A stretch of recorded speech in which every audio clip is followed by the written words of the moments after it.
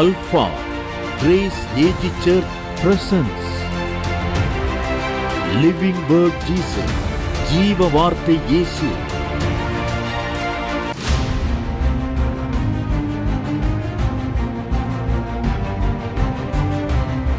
அப்போ ஆண்டவருடைய நோக்கமே இந்த பூமியில ரீப்ளேஸ் பண்றது எப்படின்னா, தேவனை ஆராதிக்கிறவர்களை துன்மார்க்கனுடைய நடுவில் கொண்டு வைத்து அவனை விரட்டி அங்க இருக்கிற ஆஸ்திகளை உனக்கு கொடுப்பார். கரங்களை தட்டி ஆர்ப்பரி, இந்த வருஷம் இது நடக்க போகுது.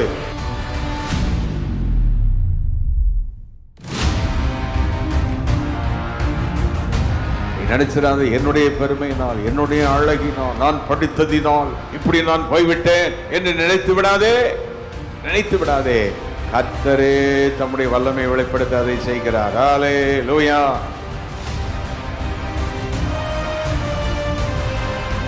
என் ஜனங்களே, நான் உங்களுக்கு முன்னால போறேன். உனக்கு விரோதமாய் இருக்கிற ஏனாக்கியர்கள், உனக்கு விரோதமாய் இருக்கிற பெருத்தவர்கள், நெடியவர்கள், கொடியவர்கள், அவர்கள் எல்லாரும் அழிச்சு அவன் இடத்துல உன்னை ரீப்ளேஸ் பண்ணதான் உன்னை அழைச்சிருக்கிறேன். ஆமென்.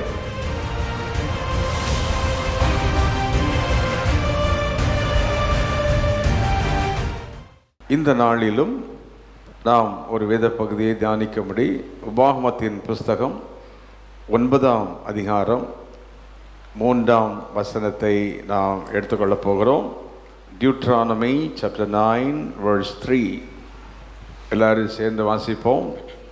உன் தேவனாகிய கர்த்தர் உனக்கு முன்பாய் கடந்து என்பதை இங்கு அறிய கடுவாய். அவர் பட்சிக்கிற அக்கினியை போல் அவர்களை அழிப்பார், அவர்களை உனக்கு முன்பதாக விழப்பண்ணுவார். இவ்விதமாய் கர்த்தர் உனக்கு சொன்னபடியே நீர் சீக்கிரமாய் துரத்தி அவர்களை அழிப்பாய். முதல் 2 வசனத்தை வாசிக்கலாமா? வாசிங்க. இஸ்ரவேலே கேள், நீ இப்பொழுது யோர்தானை கடந்து முன்னிலும் ஜனம் பெருத்ததும் பலத்ததுமான ஜாதிகளை துரத்தி வானத்தை அளாவிய மதில் சூழ்ந்த பெரிய பட்டணங்களை பிடித்து ஏனாக்கின் புத்திரராகிய பெரியவர்களும் நெடியவர்களுமான ஜனங்களை துரத்திவிடப் போகிறாய். இவர்கள் செய்தியை நீ அறிந்து ஏனாக் புத்திரர் முன்பாக நிற்பவர் யார் என்று சொல்லப்படுவதை நீ கேட்டிருக்கிறாய். ஆண்டவர் நமக்கு முன் செல்லுகிற தேவனாக இருக்கிறார். அந்த 3ஆம் வசனம் சொல்லுகிறது, உன் தேவனாகிய கர்த்தர் உனக்கு முன்பதாக என்ன செய்கிறாரு? கடந்து போறார். இந்த 9ஆம் அதிகாரத்தில் மோசே இஸ்ரவேல் ஜனங்களுக்கு ஆண்டவர் எப்படி அவர்களுக்கு முன் கடந்து போகிறார் என்பதை விவரித்து சொல்லுகிறதை நாம் பார்க்கின்றோம். கவனமாக கவனியுங்கள். ஆண்டவர் நமக்கு முன் சென்று செய்கிற காரியங்களை 5 வேத வசனத்திலிருந்து தியானிக்க போகிறோம். 7 காரியங்களை பார்க்க போகிறோம். ஃபைனலாக 5 வேத வசனங்களிலிருந்து 7 காரியம். முதலாவது, இந்த 9ஆம் அதிகாரத்தில் ஆண்டவர் நமக்கு முன் சென்று செய்ய போகிற முதல் காரியம் என்ன அப்படின்னா, அதில் 2ஆம் வசனம் கடைசி அந்த வரியில் வாசித்தீங்கன்னா, இவர்கள் செய்தியை நீ அறிந்து ஏனாக் புத்திரருக்கு முற்பாக நிற்பவன் யார் சொல்வதை நீ என்ன செஞ்சிருக்கிற? கேட்டிருக்கிற. ஏனாக், ஈனாக் வேற, ஏனாக் வேற. அந்த ஈனாக்குன்ற தமிழில் ஏனோக்கு ஆதியாகமம் 5ஆம் அதிகாரத்தில் யாரு கூட உலாவினவர்? தேவனோட உலாவினார். இது ஏனாக். இங்கிலீஷில் வித்தியாசமாக இருக்குது. அனாய்கிம் அப்படின்னு இருக்கு. அனாய்கிம் அப்படின்னு இருக்கு. ANAIKM அப்படின்னு இருக்கு. ஆனால் தமிழில் ஏனாக் அப்படின்னு இருக்கு. அப்போ ஆண்டவர் ஆபிரகாமுக்கே வாக்கு பண்ணிட்டாரு, கானானை தருவேன்னு சொல்லிட்டாரு, எல்லாத்தையும் தருவேன்னு ஆண்டவர் வாக்கு பண்ணிட்டார். ஆனால் அந்த கானான் தேசத்தை போய் சுதந்திரிக்க போகணும்னா அங்கே சிலர்லாம் குடியிருக்கிறாங்க, எல்லா ஆட்களும் அங்கே இருக்கிறாங்க. அவரெல்லாம் அழித்து அதை யாருக்கு கர்த்தர் கொடுக்க போறாரு? இஸ்ரவேல் ஜனத்துக்கு கர்த்தர் கொடுக்க போறார். அப்போ இப்போ ஏன் கானானை ஆண்டவர் அங்கே உள்ள ஆட்களை அழித்து ஏன் நம்மளுக்கு கொடுக்க போறார் அப்படின்றத நான் இப்போ காமிக்கிறேன். கவனிங்க. லேவியராகமம் அந்த 9ஆம் அதிகாரத்தை எடுத்துக்கிடுங்க எல்லாரும். இப்போ ஆண்டவர் ஏன் அந்த பிரஜாதிகளையும் துன்மார்க்கர்களையும் அழித்து தம்முடைய ஜனங்களை ஏன் கொண்டு போய் வைக்கிறார் அப்படின்னா, இது ரொம்ப முக்கியமான வார்த்தை. இன்றைக்கு உபாகமம் 9:4 முதல்ல வாசிக்க. உன் தேவனாகிய கர்த்தர் அவர்களை உனக்கு முன்பாய் துரத்துகையில் நீ உன் இருதயத்துல என் நீதி நிமித்தம் ஏன் நீதியினாலதான் கர்த்தர் இதை செய்கிறார் என்றும் இந்த தேசத்தை சுதனித்துக் கொள்ளும்படி கர்த்தர் என்னை அழைத்து வந்தார் என்று சொல்வார். அப்படி நீ சொல்லிடாத. இன்னைக்கு கர்த்தருடைய வார்த்தையை சொல்லாயாக. அந்த ஜாதிகளுடைய ஆகாமியத்தின் நிமித்தமே நான் அந்த ஜாதிகள் இருக்கிறாங்களே, ஏற்கனவே கானான்ல இருக்கிற ஜாதிகள் இருக்காங்களே, அந்த ஜாதிகளுடைய ஆகாயமத்தின் நிமித்தம், இங்கிலீஷ்ல விக்கட்னஸ் அப்படின்றது, அவர்களுடைய துன்மார்க்கம், அவர்களுடைய கீழ்ப்படியாமை, அவர்கள் தேவனை தேடாமல் இருக்கிறபடினால் நான் அவர்களை உனக்கு முன்பதாக என்ன செய்ய போறேன்? துரத்தி விடுகிறார். துரத்திட்டு உன் நீதி நிமித்தம் உன் இருதயத்தினுடைய உத்தமத்தின் நிமித்தம் நீ அவர்கள் தேசத்தை சுதந்திரிக்கும்படி பிரவேசிப்பதில்லை. இப்ப இதை கொஞ்சம் கவனிங்க எல்லாரும். இப்ப நான் உதாரணத்துக்கு சொன்னா, ஒரு ஆபீஸ்ல உங்களை ஆபீசரா வச்சிருக்கிறார். நீ ஒரு விசுவாசின்னா, நீ பெரிய பரிசுத்தவான்றதுனால உன்னை கொண்டாங்க வைக்கல. அந்த இடத்துல ஏற்கனவே இருக்கிறவன் விக்கடா இருக்கிறான், அநியாயக்காரனா இருக்கிறான், தேவனை ஆராதிக்காம இருக்கிறான். அந்த இடத்துல அவனை ரீப்ளேஸ் பண்ணிட்டு ஆராதிக்கிற உன்னை கொண்டுக்காக வச்சிருக்கிறார். எத்தனை பேருக்கு வழங்குதா? ஒரு ஊர்ல ஒரு தொழில் நீங்க செய்றீங்க. அந்த ஊர்ல ஏன் உனக்கு ஒரு கடை, 10 கடை இருக்குது, 10 தொழில் இருக்குது, 10 வியாபாரம் இருக்குது. ஏன் ஒரு விசுவாசிக்கு தேவன் ஒரு தொழில் ஒரு ஊர்ல கொடுக்கிறாருன்னா, அந்த ஊர்ல இருக்கிற அநியாயக்காரர்கள் எல்லாம் தேவனுக்கு விரோதமாய் கிரிசிக்கிறதுனால அவனை அழித்து புரிந்தவர்கள் மட்டும் ஆவன் என்று சொல்லி கேட்டுக்கொண்டிருக்கும்படி கேட்கிறேன். துதிக்கிற உன்னை அந்த பட்டணத்தில் வைக்கும்படி உன்னை அங்கே வைத்திருக்கிறார். ஒரு ஆபீஸ்ல நீங்க பெரிய ஆளாகி நீங்க பெரிய அப்படியே ஆளா இருப்பீங்க. ஒரு பள்ளிக்கூடத்துல பிரின்சிபலா இருப்பீங்க, பெரிய ஆளா நீங்க இருப்பீங்க. உடனே நினைச்சிடக்கூடாது, காலரை உடனே தூக்கி போட்டுக்கிட்டு நான் படிச்சதுனாலதான் நான் போய் இன்டர்வியூ இன்னைக்கு எழுதி வச்சுக்கிட்டு அத்தனை விசுவாசியோ, உங்களுக்கு தேவன் கொடுத்திருக்கிற வேலை உங்களுடைய பயபக்தியோ, உங்களுடைய பெரிய பரிசுத்தமோ, உங்களுடைய எதையும் பார்த்து அவர் கொடுக்கல. நீ போன இடத்துல அந்த விக்கெட் பீப்புள், துன்மார்க்கன் இருந்தான், அவன் தேவனுக்கு விரோதமானவனாய் இருந்தான். அவனை ரீப்ளேஸ் பண்ணிட்டு நீ ஆராதிக்கிறபடினாலே உன்னை கொண்டாங்க வச்சிருக்கிறார். கரங்களை தட்டி கத்திருக்க நன்றி செலுத்துங்க ஆண்டவருக்கு. ஹல்லேலூயா. புரியும் என்று நினைக்கிறேன். எல்லாருக்கும் இங்க இருக்கிற அத்தனை பேருக்கும் புரியும் நினைக்கிறேன். உன்னை கர்த்தர் ஒரு போஸ்டிங்ல கொண்டு வைக்கிறார் அப்படின்னா, இப்ப என்னை கூட இந்த பட்டணத்துக்கு கொண்டு 37 ஆண்டுகள் இங்க வைத்திருக்கிறார். ஒருவேளை பாஸ்டர் பார்த்தா நீங்க பெரிய பரிசுத்தவன் மாதிரி உங்களுக்கு தெரியாது, இல்லை, இருக்கட்டும். அவர் பெரிய நீதிமானோ அப்படி இல்லை, அது நிமித்தம் அல்ல, அது அப்புறம்தான். ஆனா எதற்கு இங்க கொண்டு வைக்கிறார்னா, இங்க அக்கிரமக்காரனும் அநியாயக்காரன் இருந்தபடினாலே அவனை தூக்கி போட்டுட்டு அவரை ஆராதிக்கிறவனை கொண்டு அந்த ஊர்ல உயர்த்துகிறார். புரிந்தால் கரங்களை தட்டி ஆர்ப்பரி. ஒரு பட்டணத்தில், ஒரு ஊரில், ஒரு வேலையில், ஒரு கம்பெனியில் உன்னை கொண்டு வைப்பதற்கு காரணம், அங்க இருக்கிற துன்மார்க்கனை ரீப்ளேஸ் பண்ணிட்டு ஆராதிக்கிற உன்னை கொண்டு வைக்கிறார். இது வரைக்கும் புரிஞ்சவங்கள கை கொஞ்சம் வைத்து வைங்க. எல்லாம் எனக்கு புரியுது. எனக்கு கை சுத்தி என்ன வேலையில வச்சிருக்க காரணம் இப்பதான் எனக்கு புரிஞ்சிச்சு. அந்த ஊர்ல நான் பிசினஸ் பண்றது இப்பதான் எனக்கு புரிஞ்சிருச்சு. அந்த கம்பெனியில நான் முதன்மையா இருக்கிறது காரணம் என்ன எனக்கு இப்பதான் தெரியுது. அதனாலதான் இன்னைக்கு சில விசுவாசிகளை பார்த்து இவர் ரொம்ப பெரிய ஆளா, இவர் ரொம்ப பரிசுத்தரா அப்படின்லாம் சொல்லி கிடப்பாங்க. எந்த விசுவாசியும் நல்ல உயர்ந்த ஸ்தானத்தில் கொண்டு வைக்கும்போது வெறும் அவங்களுடைய பரிசுத்தத்திற்காகவோ எதற்காகவோ அல்ல, அந்த இடத்தில் உள்ள தேவனை தேடாத துன்மார்க்கனை ரீப்ளேஸ் பண்ணிட்டு தேவனை ஆராதிக்கிறவனை கொண்டு வைக்கிறார். தேவனை ஆராதிக்கிறவங்க மட்டும் கைவித்தி ஆண்டவர் நன்றி சொல்லுங்க பார்க்கலாம். சத்தமா சொல்லுங்க. நான் யாரை ஆராதிக்கிறவன்? கை நல்ல வைத்து, நான் யாரை ஆராதிக்கிறவன்?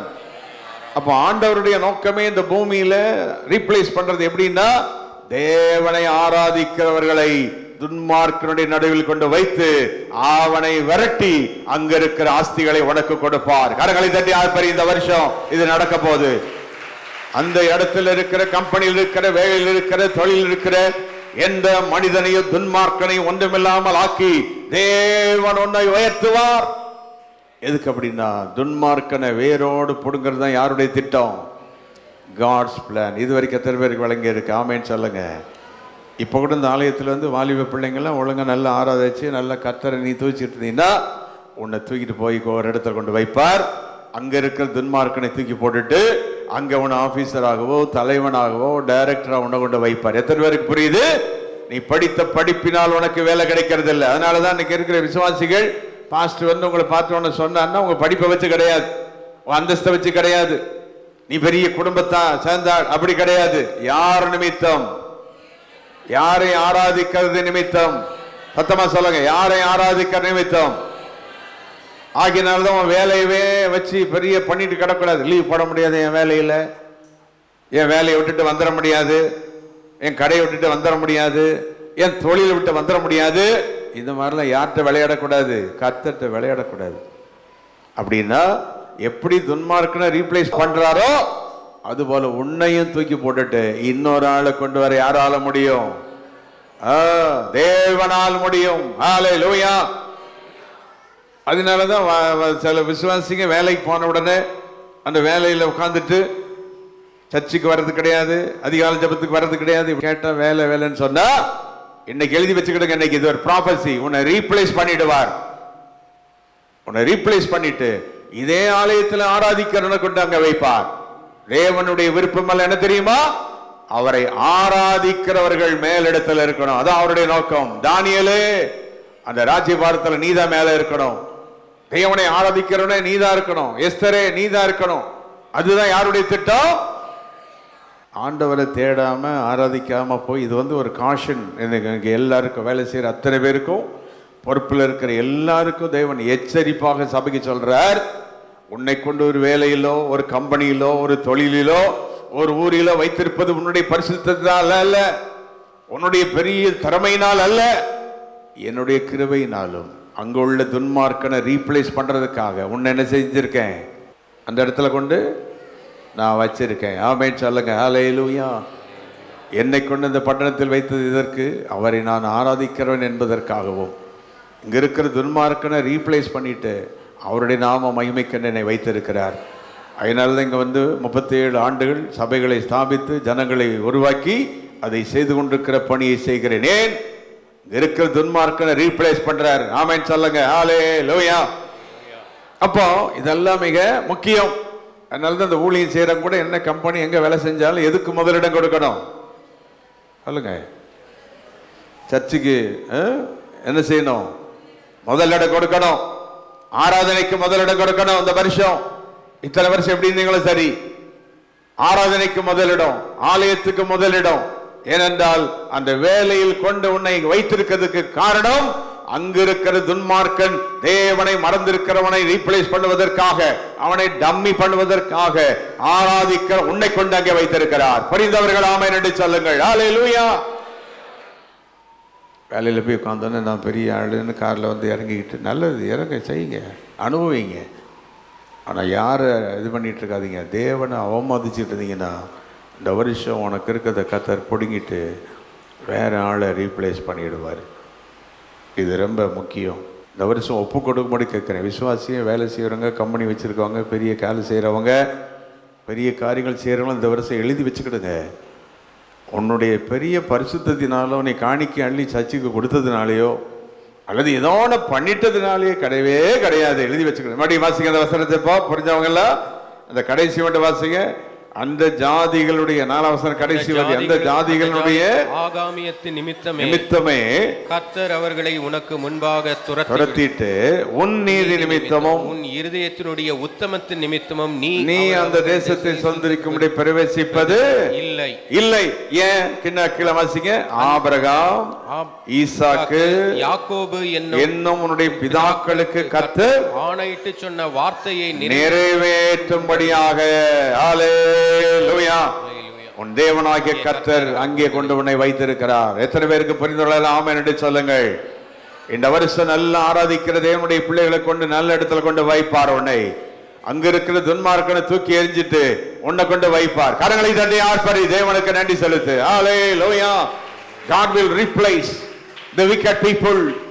ஒரு பட்டணத்திலும் சரி, வேலையிலும் சரி, எதிலும் சரி, இந்த ஆராதனைக்கு இந்த தேவ பிள்ளை யாரானாலும் சரி, கர்த்தர் சொல்லுகிறார், உனக்கு கொடுத்திருக்கிற இந்த மேன்மை தேவனால் கொடுக்கப்பட்டிருக்கிறது. ஹல்லேலூயா. யாரை ரீப்ளேஸ் பண்ணுவதற்கு? துன்மார்க்கனை, தேவனை தேடாதவனை. அந்த ஊரில் நீங்கள் ஆசீர்வதிக்கப்பட்டிருப்பீங்க. அந்த ஊர்ல நீங்க ஆசீர்வாதம் உங்களை வச்சிருப்பார். உன் வயல் மட்டும் நல்ல செழிப்பா இருக்கும். காரணம் என்ன? துன்மார்க்கனை ஈடுகட்டுவதற்கு ஒன்று எங்கே கொண்டு கத்தரங்க வைத்திருக்கிறார். ஹல்லேலூயா. அதனால தான் நீங்களும் அந்த ஊரில் இருந்துக்கிட்டு துன்மார்க்கனை மாதிரி நடிக்கக்கூடாது. அவங்கள மாதிரி எங்கள் ஊர்க்காரன் சொல்லிட்டான், என் சொந்தக்காரன் சொல்லிட்டான், அதுக்கு அவனை கொண்டு அங்கே வச்சிருக்குது. அந்த ஊர்க்காரனை போல நடக்கிறதுக்கு ஒன்று கொண்டு அந்த ஊரில் கத்தரணும் வைக்கல. அந்த ஊர்ல இருக்கிற மனிதர்கள் சொல்றது போல செய்வதற்காக வைக்கல. ஒருவேளை அறகுறையா ரட்சிக்கப்பட்ட ஒரு கணவனுக்கு நீ மனைவியா போலாம், அல்லது ஒரு புருஷனுக்கு மனைவிக்கு புருஷனுக்கு அப்படி வரலாம். எதுக்கு அப்படின்னா அவன் இடத்துல உன்னை கொண்டு வைக்கிறதுக்கு அவனை நீ பரிசுத்தனா மாற்றதான், அவனை நீ மேன்மையா மாற்ற. திருமணமான மனைவிமார்கள் கவனிங்க, உன் புருஷனை ரட்சிக்கப்பட வச்சு ஜெபிக்கிற மனிதனை நீ மாத்திட்டா நீ ஒரு குட் வைஃப், நல்ல மனைவி. ஜெபிக்காத மனைவிய, பாடாத மனைவிய பாட வச்சா நல்ல ஹஸ்பண்ட். இதுக்கு தான் உனக்கு நல்ல படிச்ச மாப்பிள்ளை, படிச்ச பொண்ணு, கலரானதெல்லாம் ஏற்க கொடுப்பாருன்னா இப்ப புரியுதா? ஒரு ஆபீசரை கல்யாணம் பண்ணிட்டு உடனே ஆடக்கூடாது. கொஞ்சம் வசதி உள்ளவன நல்ல கல்யாணம் பண்ணிட்டு டான்ஸ் ஆடிக்கிட்டு இருக்கக்கூடாது. எதுக்கு கொடுக்குறாரு அப்படின்னா அவனை யாரா மாற்றணும்? தேவனுடைய பிள்ளையா மாற்றி கர்த்தருக்கு உகந்ததா மாற்றதா ஒன்று அங்கே டிரான்ஸ்ஃபர் பண்ணுறாரு. புரிஞ்சவங்களை கொஞ்சம் கைவிதி ஜோமனுக்கு பார்க்கலாம். விளங்கினவங்கள கை நல்ல வயிற்றுக்கு மேலே கீழே. இன்னைக்கு தேவன் ப்ராப்பர்ட்டிக்கெல்லாம் உங்களோட கூட பேசிகிட்டு இருக்கிறார். சபையே, உனக்கு நான் கொடுக்குற ஆசீர்வாதம்லாம் ரீப்ளேஸ்மெண்ட்டு தான். உனக்கு நான் கொடுக்குற ஆசீர்வாதம்லாம் துன்மார்க்கனை மாற்றிட்டு பரிசுத்தவான கொண்டு வர்றதுக்கு நான் செய்கிற வேலை தான். நீ நினைச்சிடாது என்னுடைய பெருமையினால், என்னுடைய அழகினால், நான் படித்ததினால் இப்படி நான் போய்விட்டேன் என்று நினைத்து விடாதே, நினைத்து விடாதே. கர்த்தரே தம்முடைய வல்லமை வெளிப்படுத்த அதை செய்கிறார். ஹல்லேலூயா, ஹல்லேலூயா. நம்முடைய தேவன் யாரு? சர்வ சர்வ வல்லமையுள்ள கர்த்தர். ஹல்லேலூயா. இப்ப நான் செய்திக்குள் போகிறேன் கொஞ்சம் ஆழமாக. ஏனோக் என்பவர்கள் யார்? Who is that Enoch? Anakim. அவர்கள் யார்? அவர்களை அழித்து தான் அந்த கானானை யாரு கிட்ட கொடுக்க போறாரு? கர்த்தர் அவங்க கிட்ட கொடுக்க போறார். பாருங்கள், அந்த கானான் தேசத்திலே கானானியர் என்ற ஒரு கூட்டத்தார் வாழ்ந்து வந்தார்கள். அந்த கானானியர் என்ற கூட்டத்திற்கு முன்னாலே இந்த அனாக் அல்லது ஏனாக் என்ற இந்த புத்திரர் வாழ்ந்து வந்தார்கள். இவர்கள் யார் என்பதை வேதம் சொல்லுகிறது. இப்ப வாசிங்க, வசனத்தை எடுத்து வாசிங்கன்னா அவங்க எப்படி இருக்கிறாங்கன்னா, முதலாம் வசனத்துல அவங்க பெருத்ததும் எப்படியா தடி தடியா இருப்பானுங்க. அடுத்தது பலத்ததும், ரொம்ப பலன் இருக்கும். இதை நீங்க வாசிக்கும் போதே ஞாபகம் வரணும்னு நினைக்கிறேன். இதை வாசிக்கும் போது யார் ஞாபகம் வருது? வேதத்துல கோலியாத்து. அப்படின்னா இந்த கோலியாத்து மாதிரி பரம்பரையவன் இந்த ஏனாக். நல்ல ஒரு பெரிய குடத்தை அப்படியே ஒரு விரல தூக்கிடுவான். பயங்கர பலன் இருக்கு. இப்படிப்பட்ட ஒரு ஆள். ஆனா யாரை தேட மாட்டான். இன்னைக்கு கூட உங்க குடும்பத்துல பலவானா இருக்கிறவன் ஆலயத்துக்கு வந்தானா? இல்ல. பலவானா இருக்கிறவன் ஆலயத்துல வரமாட்டான். ஜெயிண்ட் அவன். அந்த மாதிரி ஆளெல்லாம் ரீப்ளேஸ் பண்ணிடுவார் கர்த்தர் உங்க குடும்பத்துல. இன்னைக்கு இந்த வருஷம் பலவான்களின் வில்லை ஒடிக்கிற கர்த்தரா. பலவானின் வில்லை என்ன செய்வாரா? ஒடித்து. பாட்டு பாடணும் இல்ல, தேவன் தம்முடைய வல்லமையை விளங்க செய்வார். ஹல்லேலூயா. தேவன் தம்முடைய வல்லமையை விளங்க செய்கிறார். தேவன் தம்முடைய மகிமை விளங்க செய்கிறார். அப்புறம் அது மட்டுமல்ல, அவங்க எப்படி இருக்காங்க பாருங்க. அந்த பெரியவர்களும், இரண்டாம் வசனம், அவங்க எப்படி இருப்பாங்களா? பெரியவர்களும் நெடியவர்களும். என்னவா? கைப்பிடி வைத்து ரொம்ப உயரமா கொக்கு மாதிரி இருப்பான். உயரம் 6 அடி 6 அடி 7 அடி இருப்பான். ஆனா இவனால யாருக்கு பிரயோஜனம் கிடையாது? தேவனுக்கு. சத்தமா சொல்லுங்க, இவனால யாருக்கு பிரயோஜனம் கிடையாது? தேவனுடைய ஆலயத்துக்கு அநேக கார்கள் வருகிறது, ரொம்ப சந்தோஷம். ஆனா உங்களால் யாருடைய ராஜ்யத்துக்கு பிரயோஜனம் இருக்கணும்? நல்லது. ஆனா யாருடைய ராஜ்யத்துக்கு அது பிரயோஜனமா இருக்கணும்? உண்மையாகவே நீங்கள் தேவனை நேசிக்கிறீங்கன்னு அர்த்தம். அப்படி என்றால் இதெல்லாம் மிக முக்கியம். கர்த்தர் சொல்லுகிறார் இந்த வருடம், என் ஜனமே, என் ஜனங்களே, நான் உங்களுக்கு முன்னால போறேன். உனக்கு விரோதமாய் இருக்கிற ஏனாக்கியர்கள், உனக்கு விரோதமாய் இருக்கிற பெருத்தவர்கள், நெடியவர்கள், கொடியவர்கள், அவர்கள் எல்லாரும் அழிச்சு அவன் இடத்துல உன்னை ரீப்ளேஸ் பண்ணதான் உன்னை அழைச்சிருக்கிறேன். ஆமென். உனக்கு வசதி இருக்காது, வீடு இருக்காது, ஒண்ணு இருக்காது. நீ கட்டாத ஒரு வீட்டிலையும் நட்டாத திராட்சை தோட்டத்தில் கொண்டு உன்னை வைக்கதான் உன்னை அழைத்திருக்கிறேன். கரங்களை தட்டி கர்த்தரை மகிமைப்படுத்து. ஹல்லேலூயா. என் ஜனங்களுக்கு அப்படிதான் ஆசீர்வாதம். நீ தேடாத வேலையில உன்னை கொண்டு வைப்பார். நீ படிச்சதுக்கும் படிக்காததுக்கும் சம்பந்தம் இல்லாத ஒரு இடத்துல கொண்டு வைத்து வைப்பார். இதெல்லாம் யாருடைய வேலை? தானியேலை கூப்பிட்டு இன்டர்வியூ பண்ண, பாபிலோன் அந்த தேசத்தில் கூப்பிட்டு இன்டர்வியூ பண்ணாங்களாம். நான் வந்து வாஸ்துவில் ஒரு கமெண்ட் சொல்கிறேன். உனக்கு என்னெல்லாம் தெரியும்? டைப் அடிக்க தெரியுமா? கம்ப்யூட்டர் தெரியுமா? எம்ஏ எல்லாம் படிச்சிருக்கியா? அதான் நோ நோ நோ நோ. அப்போ என்ன தான் தெரியும்? அவன் சொன்னார், என்ன செய்வேன்? 3 நேரம் என்ன செய்வேன்?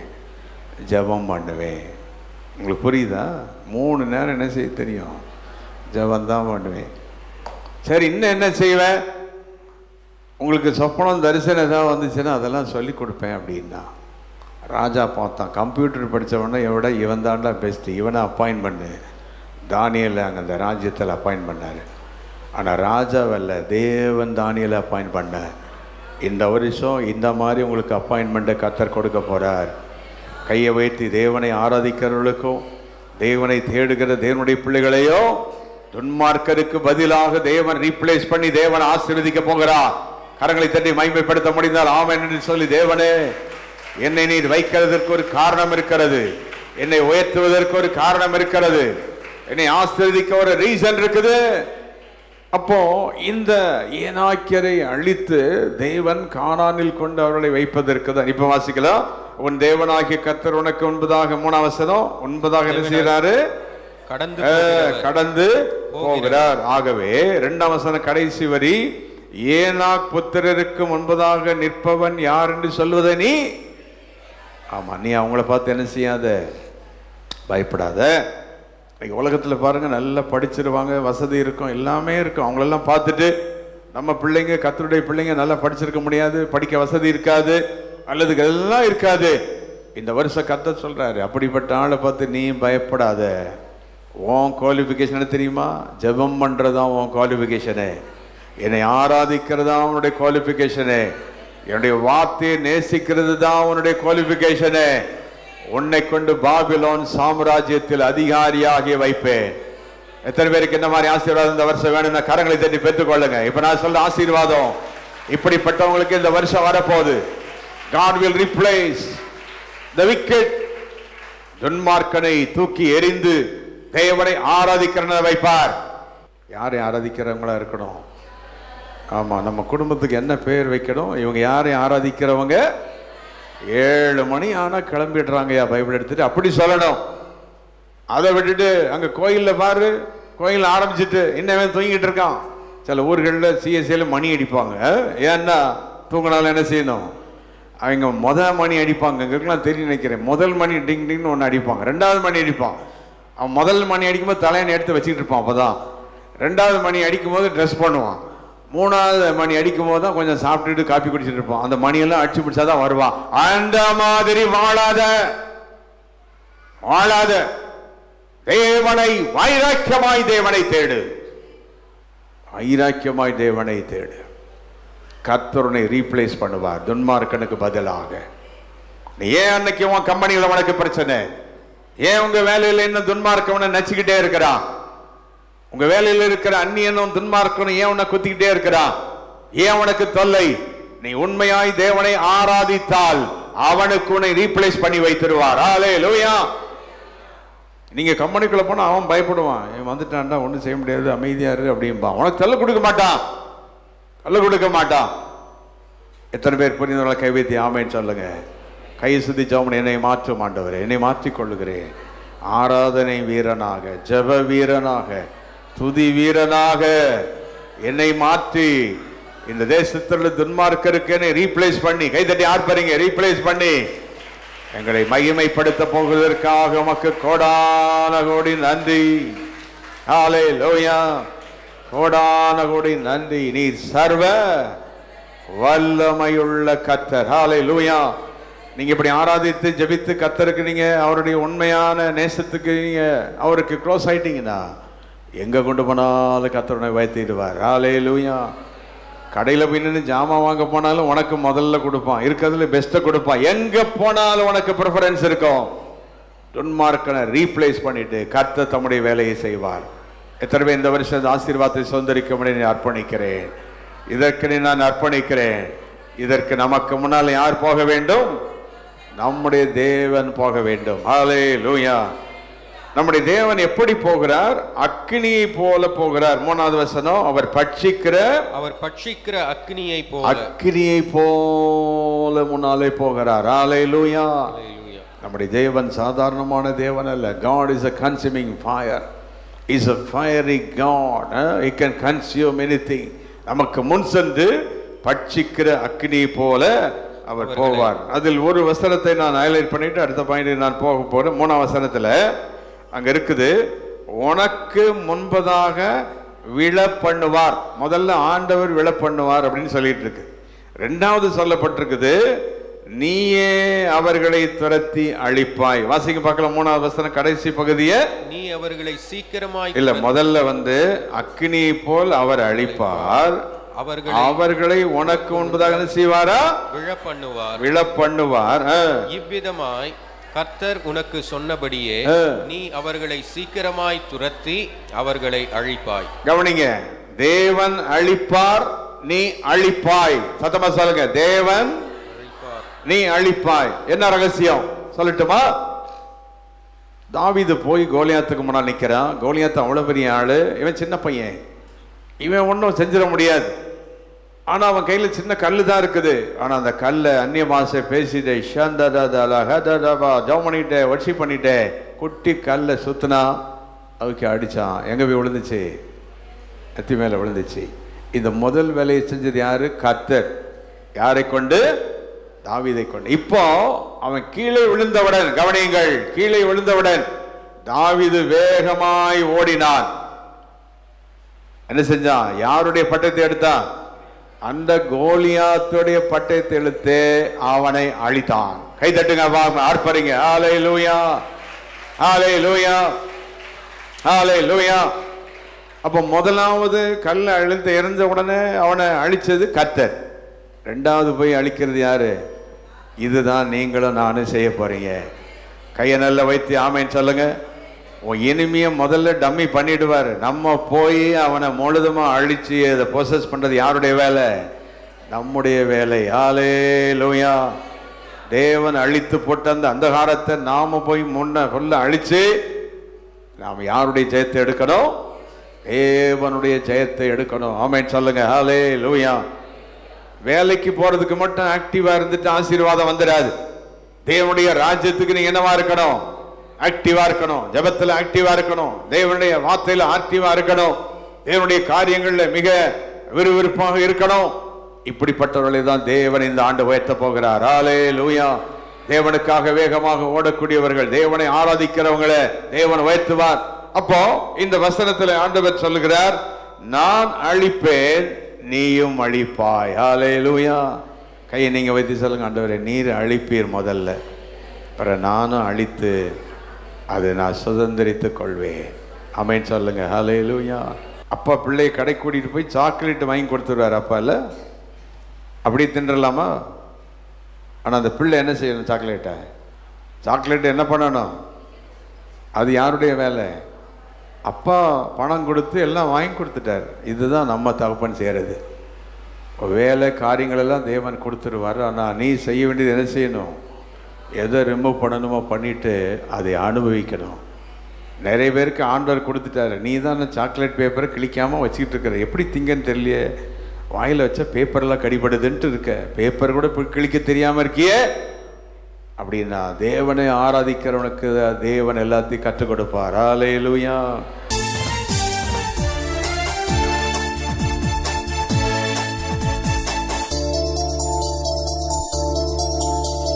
Our address, Reverend J. James Salomon, Alpha Grace AG Church, number 620, East Coast Road, Pudupatnam, Kalpakkam, 603102.